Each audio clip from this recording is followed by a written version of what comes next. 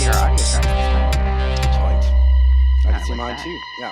So before we made these adjustments, I'd asked you how to navigate your triggers because I love you and I care about you, and I would extend this to anybody. This is not about you, but I do love you. And you told me that essentially, if I understood you correctly, when you're feeling triggered, the best thing I can do is stay with you. Yeah, Right. like a Okay. labor. So, Like it's right. if Sure. Sure. things are, surging. So we've immediately like honed in on like a psychosocial pattern that you and I have been talking about since we reconnected a couple days ago, which is Mm-hmm. like the breaking point, right? Yes. And it's going to be interesting from this point on to see where we connect the breaking point and weaponization and how they interact. Because I think that's very. We both know though there's a bunch of stuff we can just start throwing out as examples of this, Absolutely. all kind of different dimensions. So Yeah. I am only as capable of holding on to anything you give me as my metabolism and neurology allows. There is no Mm-hmm. character or control I have over that. To give you a little bit Mm-hmm. of background about my life, audience, because you already know me, I'm autistic. I'm on the spectrum. I have a son. He's also on the spectrum. I work with disabled people. I've worked with a long list of clients across a diverse spectrum of demographics in the disability industry. My current client is autistic. He has severe symptoms, which is awesome for me as a care provider because the more I learn about what he does to cope with his existence, the more I learn as an autistic person to cope with my existence. When his limits are reached, he starts screaming, no matter where he is, beating himself about the head and neck, and like maybe spitting everywhere, right? So him and I have a different level of capacity for navigating our breakage points. But the point is that part of having an autistic brain is eventually the information gets so much that something else takes over. And Mm-hmm. since autism is largely around sensational processing experiences, the internal experience of triggers taking over and causing someone to have a uh, something that's disruptive, which is not bad or good, right? It can be bad or good. Sometimes it might be really good to lose your shit and disrupt some shit. It might be some really horrible ass shit that's going on that needs a good old disrupting, right? So sometimes you might be in a position where you're like, I really don't want to lose it right now. Like nothing bad is going on, but I feel like I'm going to lose it. This is like of all situations that I want to not be losing it, this is one of them. You lose it. Mm-hmm. So there's conversational limitations, right? So as I'm asking you, what are your Yeah. limitations? How can I carry you, brother? That exists with the complementary engagement that like I'm going to break too. Are you going to be able to carry me when I break? Right? And that's where conversations of trust and capacity come in. And all of that is all related to these triggers. It's all triggers, right? And triggers are stuff from the past that is relevant to shit that's happening in the present and all the stuff that goes around that. So Mm-hmm. I will do my best to stay with you. I'll do my best to stay with anybody. If I break, that just means that I might need to step away for a minute and recalibrate because of what my neurology is doing, right?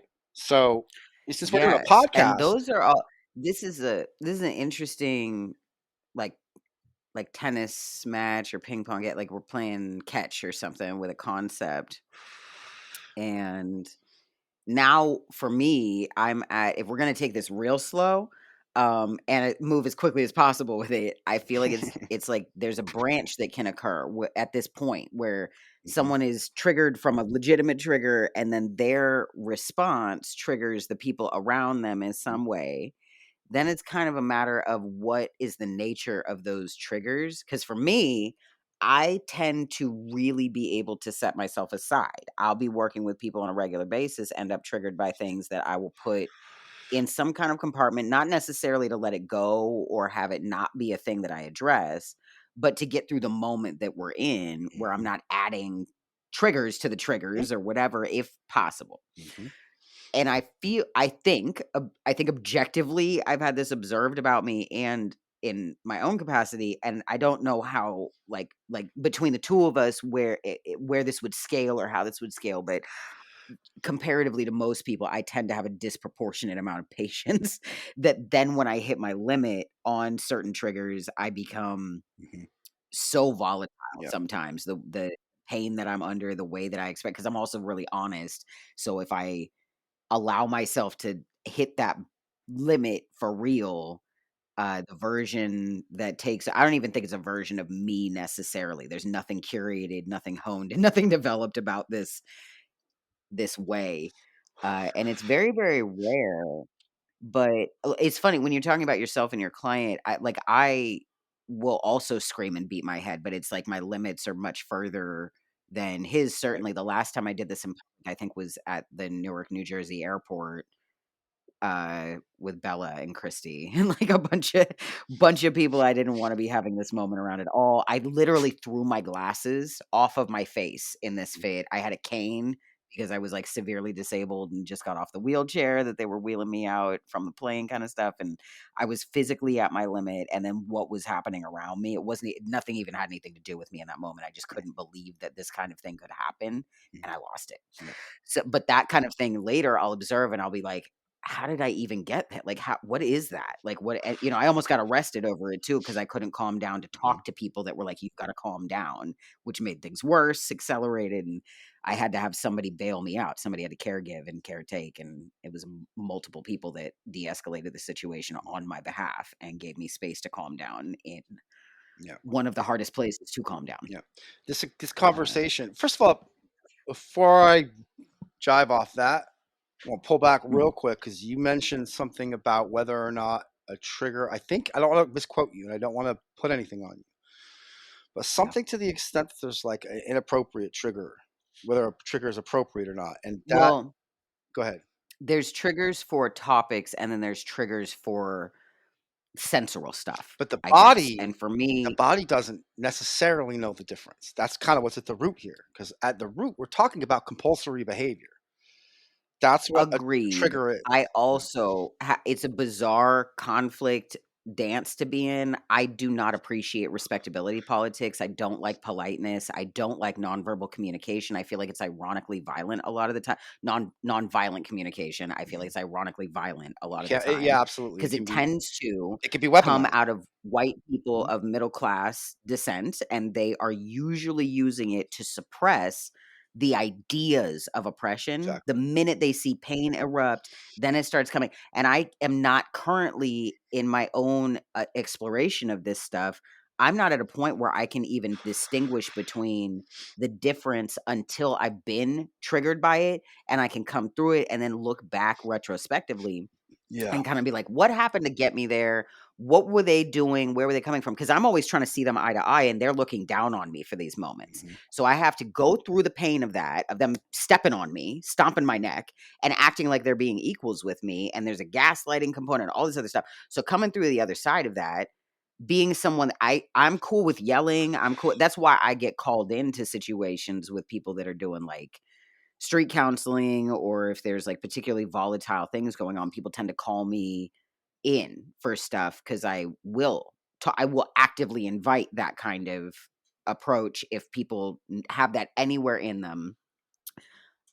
Like even just last night I encountered somebody, my friend wandered in, I went over to somebody's house for dinner, and then this other guy came back home from work, and he was just upset, and then he started crying, and I was the first person to notice it, and I just stopped the room to give him space to bawl in the middle of the room unexpectedly, and we all it was a great group to do that kind of thing with, or there's some groups that like somebody might make a problem out of it all, Yeah. but um yeah, whether it's tears or rage, I don't really have a distinguishing, um, concern point for myself personally, and so it's become something bizarre to navigate as I'm dealing with more and more people in my life that have different boundaries and different upbringing, Yeah. And also, and different things that they're trying to establish about what they want yeah. to see in the world. And also, this is another, make sure I'm not missing anything. I'll make sure I fully hear you, respect your points, which doesn't necessarily mean I'll approach them linearly, but I'm just checking myself. Mhm.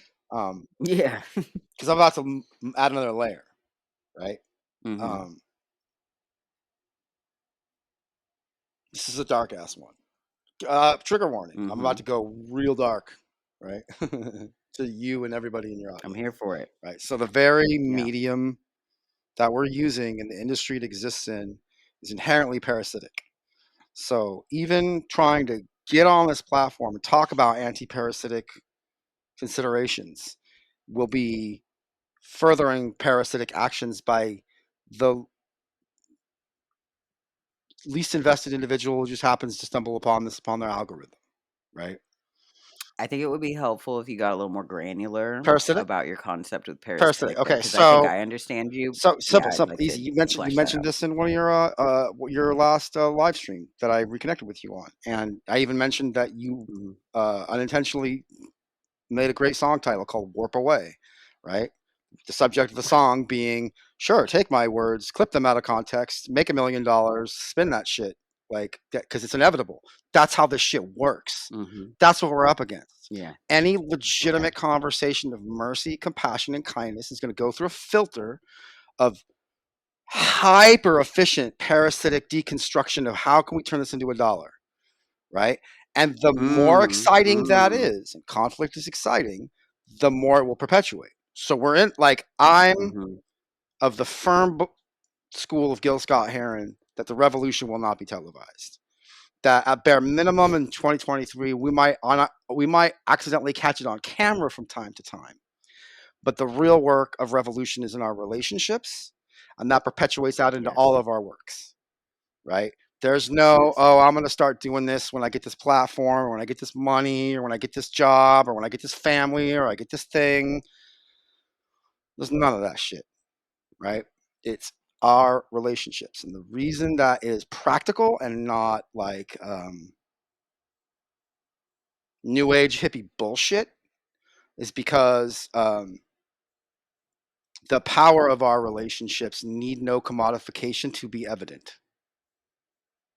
And the Yeah. constant need Okay. to commodify our relationships through the parasitic network that you and I are distributing these conversations into right now is deeply at odds with that, right? So, Yeah. on one hand, it's disgusting and I hate it viscerally. On the other hand, as someone who's just like kind of gotten over it, and I'm just like, well, this is a horrible thing to behold and stand amongst. I'm into it. Mm. Bring it. It's like what you said about Mhm. disruption in your last Mhm. video. Unity can be weaponized. Unity seems like a beautiful concept. And in a sense, it is. There's actually places where I think unity is very fucking important, and I will definitely put my energy behind it, but it can be weaponized. I heard it get weaponized in, like, keep in mind, I'm coming from this fresh. I've gotten your side of things around the current thing you're going through. And I actually don't want to go in too deep into it other than what's been shared publicly that everybody's Yeah. participating in and consenting to put this all out there, right? Mhm. Someone, it was the video you were playing that you were doing the video of. Now, granted, I was confused. I perpetually am. Yeah. But I was like, is this a friend? Is this an enemy? I couldn't figure it out. The way they were talking, it sounded like they were supporting you. But then I was like, I don't really know anybody who's being talked about. But they said one thing, or I was like, I don't give a shit about any of that. What they just said perked my ear, put on my like alert status of like, it's time to like keep the tools available because there's some fuckery going on.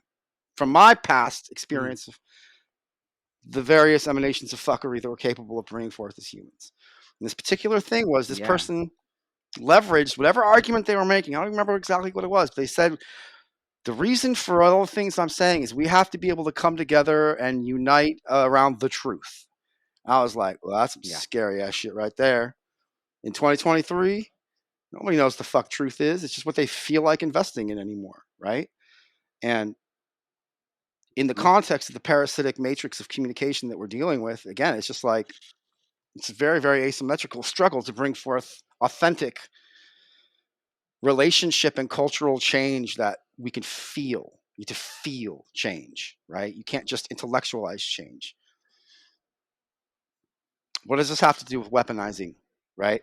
Because what that person did in that video was they used a weapon. They said that the concept of unity and truth are noble concepts, therefore my points are valid.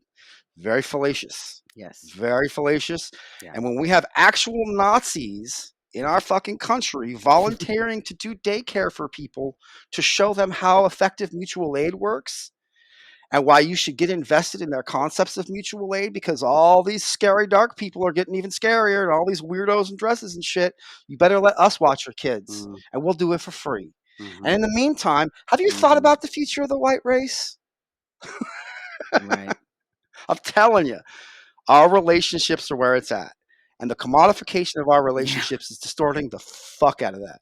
In order to understand that, we got to understand the fundamentals of relationships, which means we have to understand ourselves, which means we have to understand power. And what you're doing with this woman, I was gonna what say you're doing with this woman on a resource. personal level is a capacity of power I can't do. If it was me, I'd have been like, "Oh, damn, I'm sorry. I'll take the picture down. I don't want no trouble. I'm gonna lurk back into the shadows and do my creepy work because I'm a creepy individual. When someone calls me creepy, I'm gonna feel it. I'm like, yeah, I lurk in the shadows and I don't really fuck with most people. I don't fuck with most things because most of it's terrifying to me, right? And that makes people have looked at me as an outsider. I've Mhm. been an outsider my whole life. I know what it feels like to be called creepy. Now I own it. I'm like, you should be terrified of me. If you're creeped out, you're getting a glimpse of my power.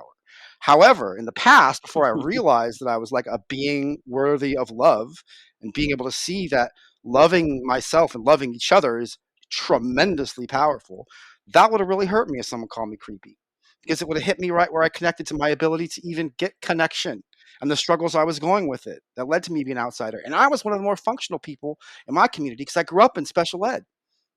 I grew up around disabled people my Mhm. whole life. And I watched, I had to unlearn how to put myself up front to get my needs met because I knew that the people who couldn't do it as well as me couldn't. And I knew that advocating for them caused problems. And the misery of that pattern perpetuated until I figured it out and started being like, that's not going to happen anymore. And so what you're doing and standing up to what's going on here, and we can go into it, we can maybe not, I don't know, but I can't do it. It takes a amount of courage. And there's a price to be paid around that I literally hang my head, brother. Like, I'm like, good luck. Because we're broadcasting into just pits of demons, like the darkest of shadows, Yeah. compressed into fucking highly saccharine, cocaine laced sound bites. Like, so where am I Yeah. going with this? Because we're talking about weapons, talking about weaponizing mindsets. I will say I would rather be, and also I recorded an episode earlier today that is called Return to Sender with Sarah DeArmond, and, one of my mystic friends reminded me yesterday that I can do return to sender magic about all of this at Can any you break point in that down for me? time, and she I was don't just even know very what that shit simple is. You're about it. gonna have to. Return to sender magic in the sense that, I'm rubber and you're glue, whatever you say to me, bounces off, sticks onto you is like the infantilized version, or I can recognize they're Mhm. projecting and literally mentally understand everything they're saying is only their Mm, process. One of the most important, I think the only thing I really wanna reference to the actuality of this situation I'm undergoing right now, these people don't know me and I don't yeah. know them. We Parasocial have barely engaged parasocial with each other. dynamics. That's what that is. The ones that do know me, like, better are choosing to push me into a parasocial relationship right now.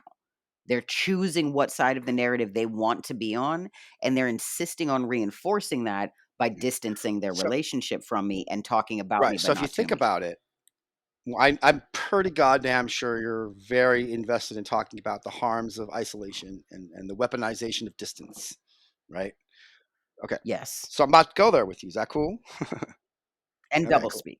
Those 2 things Sure, together, I those are think, are relevant, really sure. what's But powering now this you're whole starting to bullshit branch out train. into complexities where it's like, remember, we got to stick to the fundamentals first. We'll get there. I think that's just the 2 wheels or the 2 sides Well, of the track or but we something, have like, to it's start with why we're go ahead. having this conversation at all, which is the harm that it Yes, creates. That's if yes. people are super into doing this to each other and they create safe spaces to do that consensually, do it. I don't give a fuck. It's when it's creating harm Mhm. that's not consensual. That's this. We're talking about power, right? So we have to acknowledge that a form of power is severance, is what is the word that a country does a thing to another country? Sanctions, right? I had asked a Right. friend of mine, right? So I'd Oh, asked a friend of mine a wow. while ago, and I was going through some shit. And this beautiful friend, I've never seen anybody sit through so many of my triggers so consistently. And I was processing a lot, trying to just survive. And I asked him one day. I said, "Is no ever violent?" I'm trying to like I was trying to understand violence and pain because there was just so much of it going on. I was affected by so Mm, much of it. I was just like trying to get like I have to figure out how to cope. I have to get to this like the deepest fundamentals within myself to be able to navigate this. I was like, is no ever violent? And he thought about it because I was thinking what I was doing at the time was trying to understand boundaries, right? It was like navigating the complexities of boundaries. So, because I had a hard time with them, and I felt like sometimes if I was saying no, I was hurting people because I was unable to make boundaries because I didn't learn how to do that because I was raised by boundary violators, which most of us were, mhm, and not mhm. just raised us, but continue to govern us and live amongst us, play with us. Boundary violation is rampant in our culture. It's one of the reasons why there's that super hardcore split that came and went and still perpetuates in its own metabolistic way. That was the Me Too movement, and it's why I Go ahead, please. I have one thought. And I don't want to harp on this too much, but I do. I feel like putting a this is the pin I want to put on this part. I feel like whether people believe in like a creationism kind of concept for the inception of humanity or evolution, this is applicable. The more of us there are, and the more space we're taking up, the more distant we are, Mm. and the more boundaries matter. Absolutely, Like a couple generations ago, the concept of boundaries would have been so because foreign to people yeah, but globally. let's break down the math of Like, that. the only boundaries would be rich and poor or, like, Yeah, they were resource and just not. enforced Like unconsciously. Shut the fuck up, person lower than me. Get back to work. right. Boundaries, But like, we all huh? individually now right now, I, as a queer person of color with much less resources than the white nonprofit director that's been in a sorority and is now occupying the role of genderqueer or whatever kind of person, I can set boundaries as firmly and articulately as that person. And now, like if it were 10 years ago, even that person would have Mm. leveled me. But if I come at it and just decide we're eye to eye, or even I'm above you because you're speaking beneath me kinds of stuff right now. You can stand up and stop laying on your belly and acting like a snake. We can look eye to eye. But if you're going to lay on your belly like a snake, just because of the nature of the physics right now, I'm above you. Get up and look me in my eye, stand shoulder to shoulder like a grown-up adult. um that at that point right now I've got things they're in the direction I want to go, and I was able to say, you know what, person that's got all these resources and power, I don't want to connect with you if you can't see me as an equal. And I that very day started reaching back into my community where I had all these what I felt were severed forever relationships, and seeing who was just going through something temporary with me, I guess. I don't wanna overthink it or overspeak on it right now because 'cause I've got other work coming out with it, but we can get into it a bit if you're feeling called to. Because I like love reaching out our to you and look, reaching every out to time you and I Rebecca. interact, I love you so much, Shift. I'm serious. I've never met, I wanna say I never because love I you don't like too. absolutes, but immediately I'm hard pressed to think about another human being, more than I can count on my hand, that I could, to the degree to which I could talk about reality itself with you on so many Mhm. levels, while simultaneously I think a lot of that has to do with the fact that you and I relate because we both struggle with different intersectional impacts in the power matrix of American society. And those differences have enough Yeah. similarities that we can meet and still be different. And you know what I mean? I I just remembered something. Like a week before we stopped talking, you told me that you considered me one of your absolutely partners. Our intellectual intimacy has been like really evident from the minute that and actually we were kind of reject. introduced. Well, it was sort of logistical and practical, but it was about a job, Is that where I was whatever. trying to get But you a the job as a first care provider? you met me. No, you were looking for Uh, coverage to pair up with for doing you, care and providing, you interviewed doing me for and doing care providing. Fati. Yeah, exactly. Yeah, I Right. remember that. Yeah. Yes. Right. And Fati was maybe available, I maybe wasn't, but the conversation that we had in that moment was so, uh, like, I just knew you were gonna be in my life for a long time, if not forever, kinda vibes, or I hoped or whatever. Like, there was something that I was like, "Oh, we're beginning a thing Yeah. right now, hopefully." And then as soon as we started talking about story development and creative endeavors and building out that, um it's like there's definitely a level of me that if I really kinda go into, like, creative mode, I almost feel like we're, like, actually together, like, we're or, like, what like, even when we're not talking, I like, your input and your influence on the way that I develop things, conceptually and for narrative, for fantasy narrative is, like it's deep. Like, we I think speak it's more very than just different that languages too. too. The I think way it's that you come at things, the way that you I think it's approach it matters of all, vision. I think very it's matters different of from me. vision in general, you know? Yeah, But what does this have to do with the yeah. topic? Because we're just ruminating at this point. We are jiving So we're right now. talking What does about it have to do weapons. with the Well, in the topic? time that we've known each other, we've Yeah. observed in our own lives and each other's lives, separate and when we've been working together, patterns of that happening, patterns of weaponizing it, right?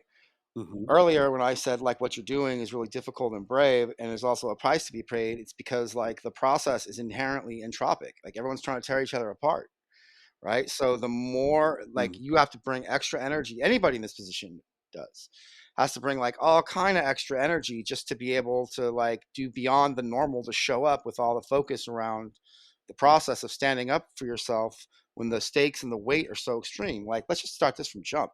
Whoever this other person is, I don't know who they are, but if they call the cops on you, they've pointed a gun at you, right? So at that point, this is I suffer from this. Unfortunately, this is like my autistic brain. You as an entity that I know ceases to exist when I start to consider the power dynamics. Like my feelings of your story, I can mhm, reference them as like, well, technically I'm an observer, so that's part of the information, but ultimately that's such a tiny fragment, of this whole process. And if I wasn't talking to you directly, it would be even tinier and would be parasocial. So it's like the even just our social mhm. engagement is tiny compared to like the sum total of the energies that are. Oh shit! My computer just informed me that I'm about to run out of space for this recording. Oh, let's, All right, let's upload it then. pause.